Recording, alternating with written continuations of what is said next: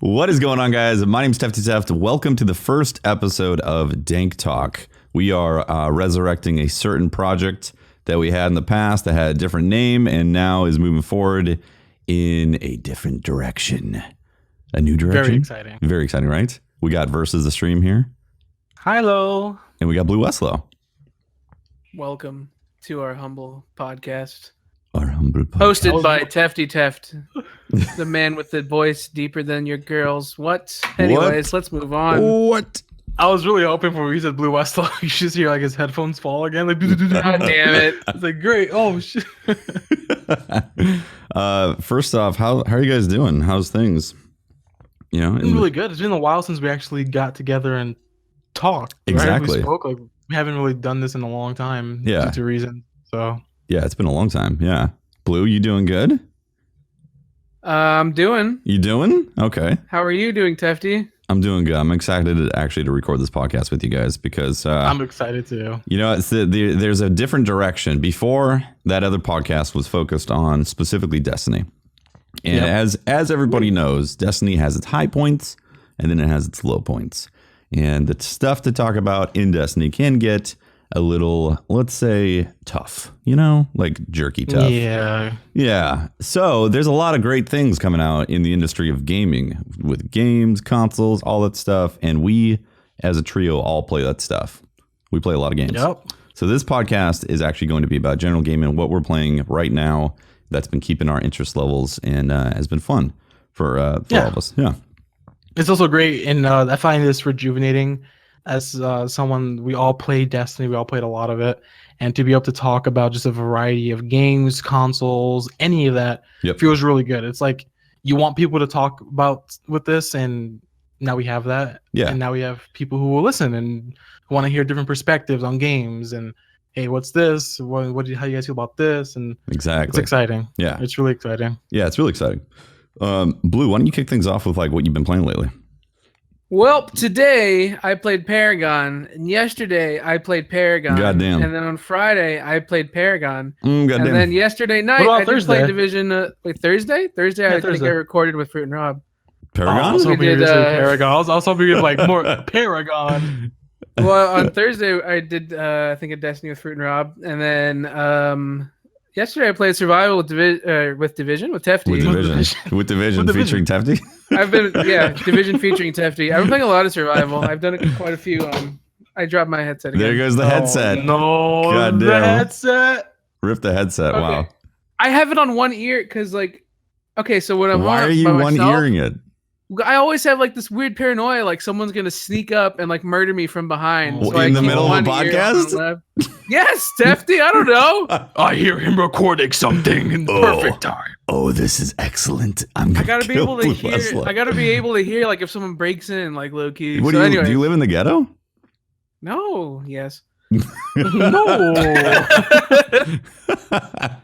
That was incredible. So yeah, Division. A ton of Division Survival. Dude, it's so lit. Honestly, it's an incredible game mode. Blue, you want to like describe what happens with Division Survival? Okay, actually, Rab, didn't you say that you want to play it but you haven't because you're just on the fence or something like that? Yeah, exactly. So as someone who was really excited for the Division, I felt personally I got everything I wanted from what the game offered in the demo. And then when the full launch came out, like when the full final game, I had no interest in it whatsoever. It just seemed just not for me. Like I just wasn't gonna have fun with it. And that's for a lot of people. Looks interesting. Yeah. So the survival. What happens in survival, Blue? So what happens is you start off naked and afraid, kind of like in H1Z1 Battle Royale. I mean, the simplest I could say is it's basically a Battle Royale game mode inside Division. It's a little more survival based because I was talking to Tefty last night about it. A lot of those Battle Royales feel more like you get dropped in and now it's like a randomized weapon TDM deathmatch. But in Division, obviously you have to keep yourself healthy, eat food, plug yourself up with some heroin medicine. Yep. You shoot up, you pill up. If you're thirsty, you got to drink. You can't stay cold or else you start taking damage from the cold. You got to stay warm. All the while trying to survive from other NPCs as well as other actual players inside the game world. And it's an entire gigantic Division map all to PvP. So it's like it's really hardcore. And question, is the map the original map where the campaign takes place, or is it a whole new the campaign, the whole map, the entire map. The entire so map. That's a big map. So what happens is you spawn at like the very edge of the map, and you have to work your way into the dark zone. But the entire map itself is PvP. So it's not just the dark zone; it's PvP. Let me clarify real quick. You can choose between PvE or PvP. So I heard that as well. I was going to say, but I don't want to cut them off. So okay, you can choose. You can do PvE for people if you who want. are afraid of that. You can choose. You can do PvE. Yeah. So you could do like a very PvE survival, which I think is really cool for a lot of people that aren't really into like that crazy tension that you get. But even in PvE, it can get pretty tense because NPCs will murder you if you get lazy. Yeah, you have to be really careful. Oh yeah, I heard on PvE, if another player dies, you can still pick up their belongings, like their gear, which is pretty cool. That sounds really cool. It's also like I've watched people die in front of me. And they're like, revive me. And I'm like, that sounds fun. Nope. Sorry. So in a way, I need your gun. I need your loot. In a way, PvE is a little bit PvP because if you watch someone die, you don't have to res them. So you killed him. If you watched him die, you killed him. Yeah, absolutely. Then I took all his loot and I was like, I'm better off.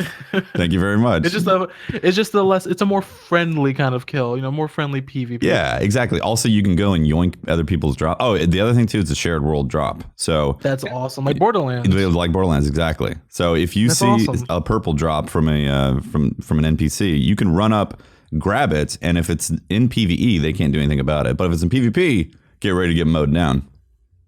That sounds like fun. It's essentially like the entire point of Division. 55 told me this, and it was really good. It's like the Division encapsulated into like an hour game mode. Yep. You gear up, you try to survive. You go into the dark zone to get even better gear, and then you get helicoptered out of literally everywhere. Yeah, exactly. Well, yeah, in the dark zone. And the thing that excites me from what you guys talking about this is what you guys are sharing is everything I wanted from the vanilla copy. When the Division was first That's what I assumed when it had dark zone. Open world survival. I was like, okay, so when the game comes out, I'm gonna have some friends, but then I can also see some random other survivors that can possibly kill us if we wanted to. And that is what they advertised in the initial game, is that you're surviving in a giant zone. But the reality is, when the game came out, it's literally just a tiny 6-block part of the map is where you're surviving. Yeah, I didn't like the dark zone thing at all. I didn't like the idea of it. I really wanted like one system where I can see Tefty running down, doing a campaign mission, like he's doing something unrelated to anyone else but himself. It's a story mission for him to progress, and then I can come there, and as he's doing something like fighting the boss of that mission or whatever it's called, I can kill him and just like a Dark Souls type thing, just legit just make him mad. He lost everything, and now it's mine. Like I expected stuff like that. Yeah, and to clarify, survival. Yeah, there's no missions in survival, but the mission is to extract. Yeah, and the other thing too, there's kind of missions, but at the end of the day, it's essentially survive. Yeah, it's get to the dark zone, extract yourself with a helicopter, and also in H1Z1 there's a fog mechanic. Like the mist that's coming in, the poison that kills you. That's the other part that makes survival so good. There's no fog mechanic. Yeah, you can survive as long as you want, but obviously Tefty will. Yeah, it's a different. There's an infection. You're infected right away, and so you have to keep on taking pills and medicine in order to slow the infection, but you will die eventually. Is the medicine limited in the map? Not necessarily, but you do build up a tolerance if you take enough medicine. So you're not going to be able to survive 2 hours without obviously finding a shit ton of medicine. Yeah. But at the end of the day, you will still die even if you get like an infinite supply of medicine because your tolerance is going to make it to where the medicine doesn't. That's really cool. Yeah. That is really, really cool. It's amazing. But I really like the fact there's no fog map because it does allow people to play at different paces of actually surviving. Yeah, they want. Yep. So some people will just dash into the dark zone, start farming up dark zone, and then just slay everything. And then other people will kind of take their time, survive around the edge of the map. Yeah. And it makes sense for a map like this because it's a city.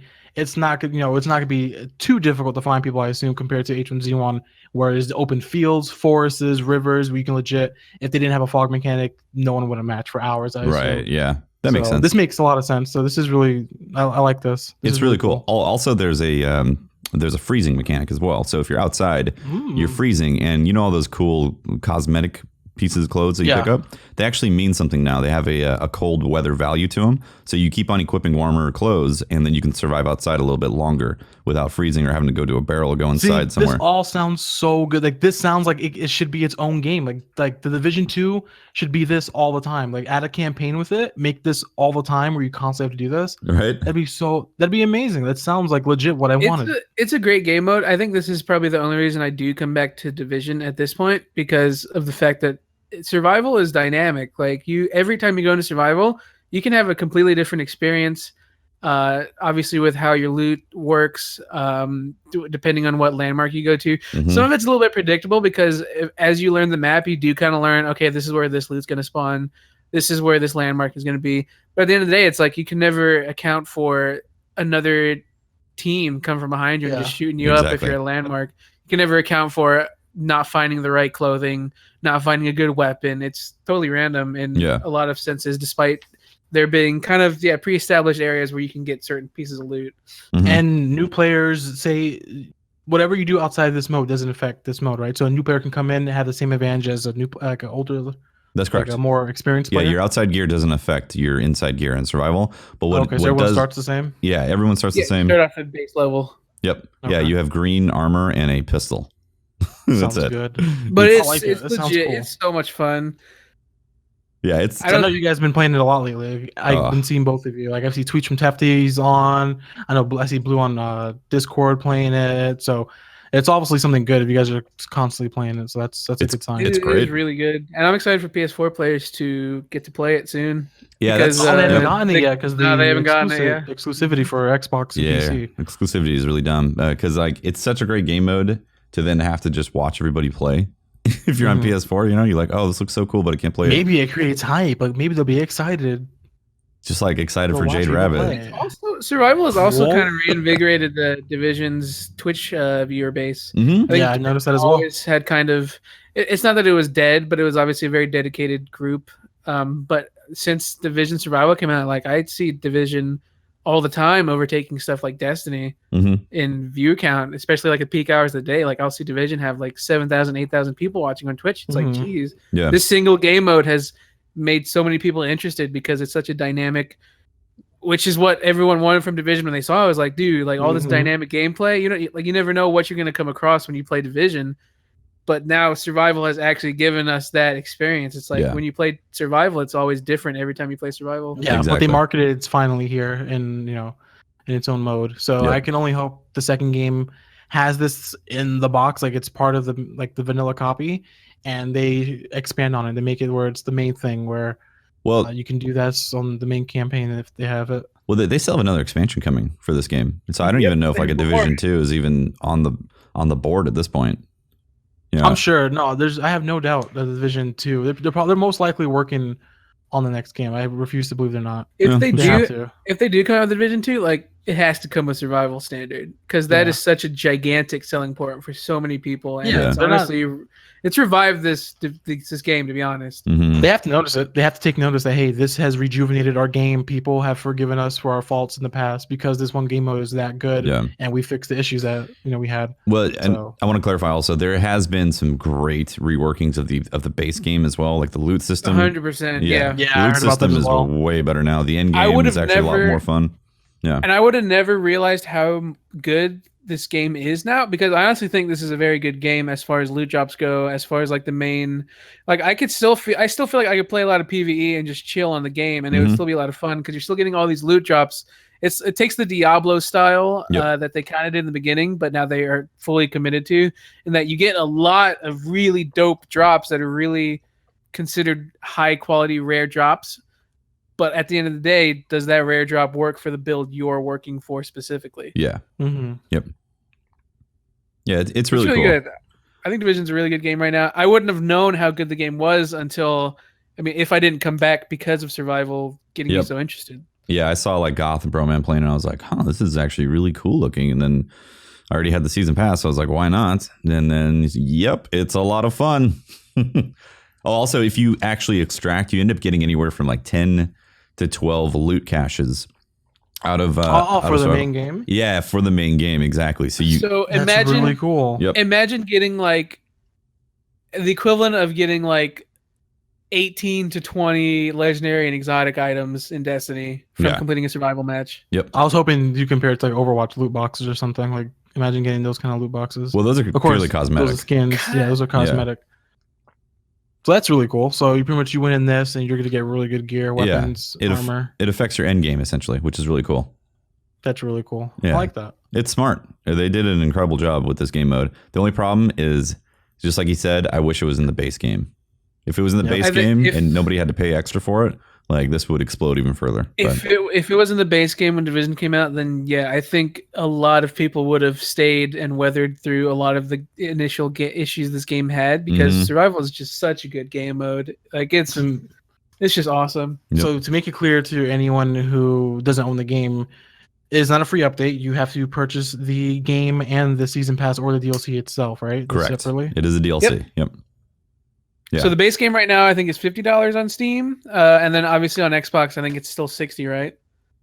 Probably. I haven't checked. Something like that. Yeah. Well, it's probably going to be a near or actually full price Division game, and then the survival DLC is 15 or 20. I think it's 15. I'm looking on Amazon right now that you can actually buy the Division on PS4 for $20 new. So if I mean, obviously, if you and PC as well. If you buy directly, so on Amazon, boom. Just go on Amazon. You can probably get an actual piece, like a digital download code. You're good to go. Amazon like hooks you up. That's where it's at. Amazon's so good. We're totally not being paid to say this. This is so good. I wish we were being paid. Let's contact Amazon. We're Twitch partners. We should be getting paid by them. Yeah, go to Amazon. If you're gonna go through Steam or the direct Xbox store, you're gonna be paying probably near. I just checked Amazon really fast, and I'm not sure about the other websites, but you guys can check those out before. But Amazon, deciding where to buy. Use Amazon. Amazon is a godsend. Bless up Amazon. Yep. Absolutely. Prime is so good. So Division Survival, definitely it's on the map now. It's way better. It's like the H1Z1 console equivalent in a way. It's stuck in New York, snowy action. But a lot different from H1Z1 in many ways. For sure. It's its own thing. But if you want to compare to something, it's a lot like those Battle Royale games, H1Z1. Exactly. Stuff like that. Yeah. So Ab, what have you been playing this week? I've been playing so much. Final Fantasy. I have Final Fantasy 15 paused right now while we're recording this. Were you fishing? No, I wasn't fishing. I was actually doing I was trying to get like 500k gil, which is the currency in the game. Oh wow! By playing one of the arcade games. 500k. Really cool.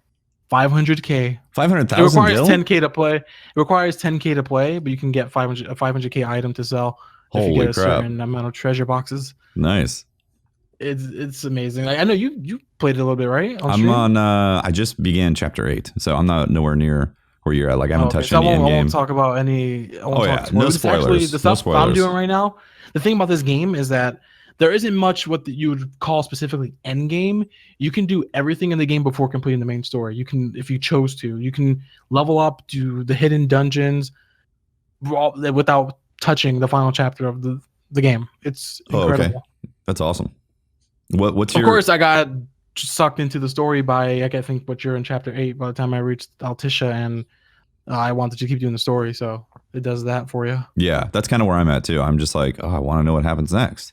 You know, exactly. Like these side quests are great, and you can get like lost in the side quests, but I also want to know what happens in the actual story. Yeah, I forgot there was a story. Honestly, I was doing so much side quests on stream, I forgot. I was like, oh, there's a main story. I forgot. Yeah, let's go do that. What's this red quest? Oh, it's the main story. Holy crap. Oh, wow. Oh, wow. I think it's really cool to see people get so invested into an RPG's kind of quote unquote end game again. Because I feel like we haven't really had a whole lot of JRPGs or RPGs in general that really dive into like just, I don't want to say grindy, but it is a little bit grindy in a sense, but like the kind of good grind, you know? Yeah. That grind where you always feel like you want to be working toward something cool. Yeah, exactly. And I used to play those all the time as a kid because there were so many on like PS2 and PS3. And PS4 hasn't really had like a whole lot. Yeah, this generation we haven't seen a lot of. At least we can. I don't want to say like good because I haven't played a lot of them. A lot of them just haven't appealed to me. But not only the fact that we waited. Personally, I waited 10 years to play this game. You know, it started off as Final Fantasy Versus 13, and then the name changed to 15 a few years ago. But it's a fantastic. It's like you said, it's a grind. Like you're grinding, but you're constantly leveling. Like the way the level up system works is you gain XP, and then you camp. The campsite is where you and the rest of the party characters tally up your XP. You can cook food to buff your characters the next day in game, and that's how it works. It's amazing. Like, it's not one of those things where it's luck, you know, like you don't have to try so hard on one thing to get something, because you're gonna get it, and it feels really good. Yeah, it's exciting. Like, just traversing the world and finding dungeons and looking, like, constantly. I lost count how many times I'm walking around and I see something. I'm like, oh my god, like, what is that? Like, why is that thing there? Why am I about to fight it? Why am I still walking towards it? Why am I fighting it? Like, it's amazing. Like, there's so many great things. The battles are epic. Right? So the battles are so, the boss battles look like so much freaking fun. Yeah, they're so good. Like, the combats are really, really fun. Like, I remember on stream I played the demo again just to see the difference, and the gameplay changed within a year and a half. The gameplay changed, and the gameplay where it's at now is so much fun. Yeah, yep. And the game has a lot of issues in development. It's been in development limbo, a lot of people call it, for very long. 10 years, and right? They're still, it went into full development about 4 years ago. So it was like off and on for 10 years, but actually full development 4 years ago. Oh, okay. I didn't realize that. And there's a lot of things that, there's a lot of loopholes you're going to find in the game. Like, a lot of questions that aren't going to be answered. Right. And I recommend to whoever hasn't played the game yet, or maybe you played it or you're playing through it, do yourself a favor and watch the Final Fantasy 15 Kingsglaive movie and the Final Fantasy 15 Brotherhood anime, which is on YouTube. They're very short episodes, but they give you background on the characters. They give you background on what happened before the game starts. And they pretty much a more understanding of the world and who the characters are and why they mean what they mean to each other, which the game doesn't do for you, unfortunately. Like, they expect everyone to have watched the movie and watched the anime that came out shortly before. But yeah, it's too bad because I need to actually watch this as well. And a lot of people have come to my channel and been like, hey, you should watch that so you know what the backstory is in these characters.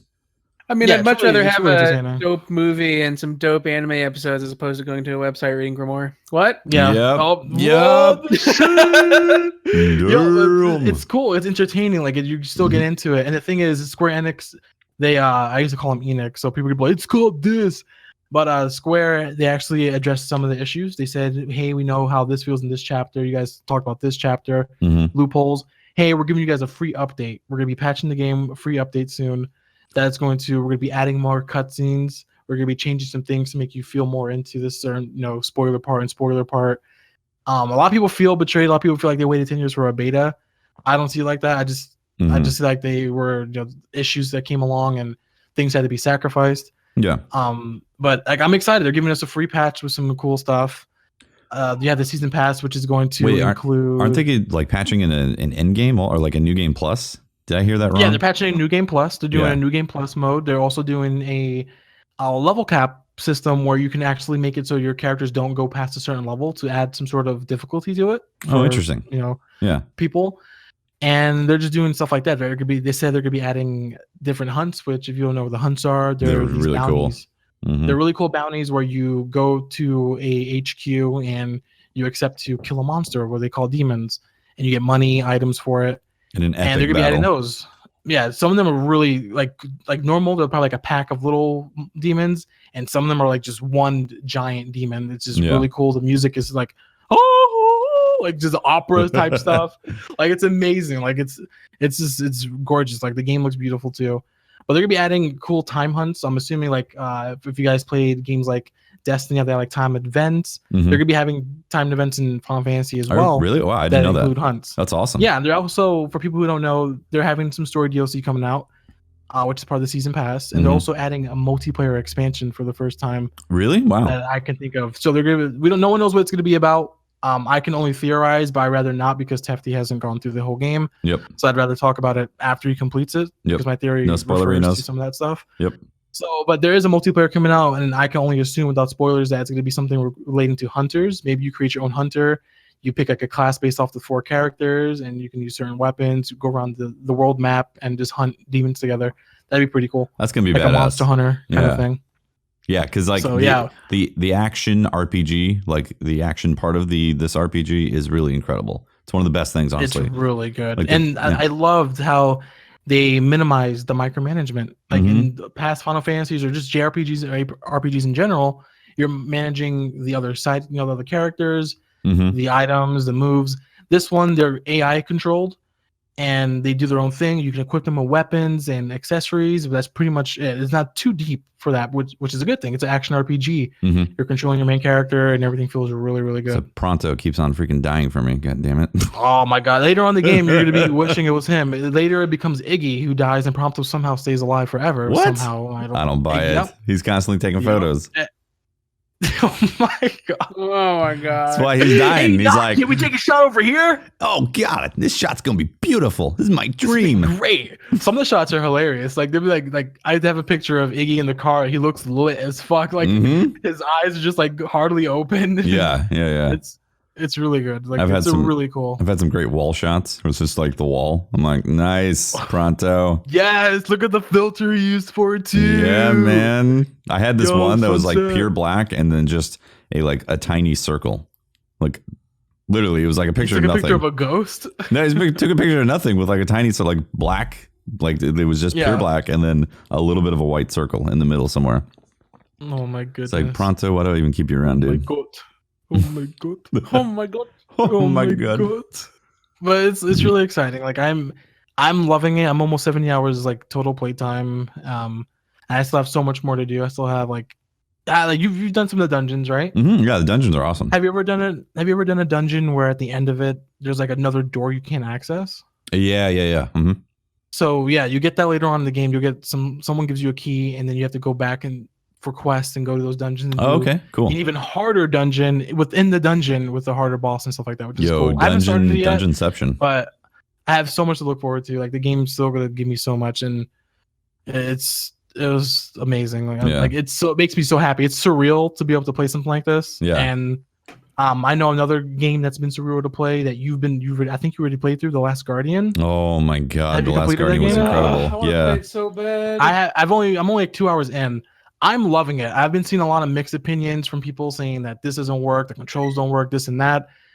This is obviously a game not made for everyone, just like Eco and Shadow of the Colossus weren't. Yep. But my experience so far has been outstanding. I'm loving both the kid and Toriko, the bird dog thingy, whatever you want to call it. Yeah, I just call him a beast because he's some mythical beast. He's like a griffin / like the bird, It's an incredible story. I completed it in 2 streams. I think my playtime was about 11 or 12 hours on that. And it like moves you emotionally in a way that you just don't expect it. Yeah. I believe it because I'm already attached to him. Like the way Toriko reacts, like when he tries to protect you, like from those weird warrior statue things. Yeah. I don't know what they're called. And then how you have to calm him down by petting him. Yeah. I find myself talking to Toriko, like myself while I'm streaming, like, Toriko, it's cool. Like, they're dead. Like, it's okay. Calm down a bit. Yeah. And then every time you feed him the barrels and he catches it, I get excited. I start doing the Running Man in place and stuff. Yeah. I call it the you PB build a dance. bond. And that's what his games are about. You build a bond without any story related to it, without the character saying any sort of comprehensible, like, any words. Like, it's crazy. Like, I would like, dude, how did you like, without any spoilers, how'd you like it? Did the puzzles get harder? Because I find myself actually enjoying the puzzles. They're not too hard, they're not too easy. Yeah, they're not. Well, they don't get necessarily harder. I mean, they get a little bit more difficult, but it's like it's just a little bit more complex. I think the biggest struggle that anybody who, if you're on the fence about the game, then the controls, camera, and pointing Trico to where you want to go would probably kill it for some people. It might be a lot more enjoyable for other people to watch than to actually play. But you do get that like bonding experience of this kid like being connected to this beast, and both of them actually it's a symbiotic relationship because they want to get through various areas and all that. So there's a few times where you can be like, oh, what's happening here? The camera got all messed up, or the controls just didn't really feel responsive or something like that, or Trico himself not doing what you want. But at the same time, Trico being stubborn is just like an actual animal. Like if you're training your dog and the dog doesn't want to go do what you want, like it's very lifelike the way he reacts to you. It's very, very lifelike. That's like an animal response. And sometimes you have to be patient. Like in a weird way, the game teaches you a lot of patience with animals because you have to actually be patient. You're like, is he doing it? Is he doing it? Is he actually? Yeah. Oh, he's doing it. He just jumped. And I've always lacked the patience. Like in general, I've always lacked patience. And before I started playing, I read someone's tweet. He said, when you're playing this game, don't spam the buttons, because when you spam it, what you're doing, what I can assume is you're constantly. It's like when you're reloading a website, all you're really doing is restarting that reload. So anytime you constantly put in a command, you're restarting Toriko's response. So you tell Toriko where to go. You give him a little moment. Like, he looks around and he just understands what you're doing. He will do it. You just have to be patient. You can't spam it and keep telling him over here. But he will. Like, as soon as I grabbed that and I was like, I have to be patient, I've had no problems with the controls. Like, it's like nice. Play as if you're a kid talking to like a dog or something. Yeah. I've had a camera issue where Toriko's paw pushed me into like a rock, and I felt like I'm like inside the rock, so I can't see anything. Oh, really? But it fixed itself. So it was like a little glitch, but I haven't had any issues so far. I'm only 2 hours in, of course, so it may change. Yeah, the places where it can get tricky or problematic, or you're like, why didn't you do that when I was doing this, is when there's a multi-level thing where he can go through the archway, or he can like stand up to the top or jump or something like that. That's where it can bug out sometimes, where you're like, I'm looking at the ledge and he's not going there, yet he wants to go through the archway. Like, things like that can bug out. But again, it's like, if you treat him like an actual animal, like, he's picky and stubborn. Yeah. It's really interesting. Blue, you should definitely play it, man. I want to really bad. I've been waiting for this game for a long time. I have it bought already. It's just I haven't played it yet. I know what I'm expecting when I go into the game, because I love Ico, I love Shadow of the Colossus, I love all those games, and a lot of people, obviously it's 2016, everyone wants like these crazy core gameplay mechanics, but I'm expecting to love the game just because of what it is, not because it needs to have like this crazy system of give me 60 FPS fast response times. Give me 60 FPS. I want my character to be able to do 460 ladder stalls off the wall. But it's not like, I don't want anyone to think we don't like 60 FPS. Yeah, all three of us will always. I think we all. I'd actually wish. What we're trying to say is that this isn't a snappy game. You don't expect Call of Duty type movement with a kid, and this. AI but I think a lot of people expect a certain thing from it, which is really dumb. If you bought the game expecting it to have crazy good gameplay mechanics because of the story behind this game, but I'm expecting it to be really good. I know I'm probably gonna love it.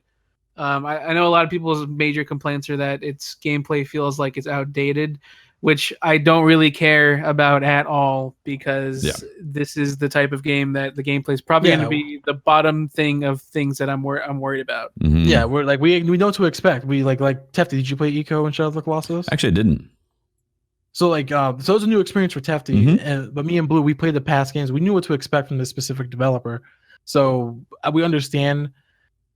Someone who's never touched the game, who just goes to like a store and just sees it. It's a very specific experience, and the gameplay is very important. But it's not something that is like make or break for these type of games. Yeah. It's just the way the gameplay is set up is in a specific way that really you either like it or you don't. Along a certain path, and not necessarily the how games are in 2016. Everyone wants to take their game their own direction. These types of games, but with these types of games, it's very linear, and with what the game does, being linear like that is totally fine with me. Yeah, exactly. It's not like you're not gonna get a bunch of replayability out of this game, but the emotional experience that you get from playing the game is incredible. Like I'm excited for it. Yeah, if you put the investment towards it of playing it all the way through, like I walked away and I was like, I honestly I was stunned, like the way I felt afterwards. I was like, I can't believe I feel this way right now after people playing this tell me. game. People are like, you're gonna feel something in this game. I automatically assume someone's gonna die. I'm like, if you're telling me I'm gonna feel some emotion, someone's dying. I won't spoil anything. What's gonna happen. I won't spoil anything, but it's just like when you walk away from an incredible movie that moved you. Like that's it's like the game thing. Journey. Yeah, like that's the thing. Journey. Oh my god. Yeah, Journey moved me. Like Journey and Flower are the two games that moved me like no other game Journey has ever had. is like potentially my favorite game ever, and I always get so triggered by complaints like, but the gameplay's so like it's the same thing every time. It's like, well, no fucking shit, dumbass. Let me go and give it to you. It's so good. That one, it focuses on that one. The gameplay, yeah, it's probably going to be the same every time you play it, but it's that journey, that single line of gameplay took you through that stays with you forever. Those are the best games. We got to talk about that some like at some point during this podcast, since we can talk about anything now. That's right. Like I would love to talk about games at some point like that, like Journey and Flower, that have this weird power to move you emotionally, that to make the player feel something. Because we play games to have fun. We never expect to play a game that would make us feel any sort of way but fun. You know what I mean? Yeah. So I think that'd be really cool to talk about games like Journey, Flower, The Last Guardian when we all beat it. Stuff like that. I think that'd be a really cool topic at some point. Yeah, absolutely. One more note on Last Guardian. Apparently on the PS4, it suffers incredible performance issues, which is really too bad. I noticed even on the PS4 Pro that it dipped down to 15 FPS a few times, which is yeah. I'm playing on Pro, so I haven't really gone to like a point like that yet. But yeah, there's a few instances where you'll be like, oh, okay, yeah, and the developers haven't had the chance to optimize the hardware yet. Yeah, you've been working on this game for how long? But when it comes to like the PS4, you shouldn't have any excuse. PS4 Pro shouldn't have too many excuses either, even though the PS4 Pro was sprung upon developers legit a couple of months before it launched, which is surprising in itself. But it's very odd to find games do stuff like that. Like, yeah, some of it is okay. I mean, like Last Guardian is meant to be a cinematic experience, so not having it be like a fully locked frame rate, almost feeling like 24 FPS sometimes, is actually okay. Honestly, again, it's the journey that you're experiencing in that game, and the visuals feel like a dream, like this fantasy dream that's rooted in reality in some weird way, even though there's a mythical beast in front of you. I think that's what makes it special, honestly. But it's going to turn off some people with those controls, unfortunately. Definitely. Yeah. We've been talking for a little over 37 minutes, guys.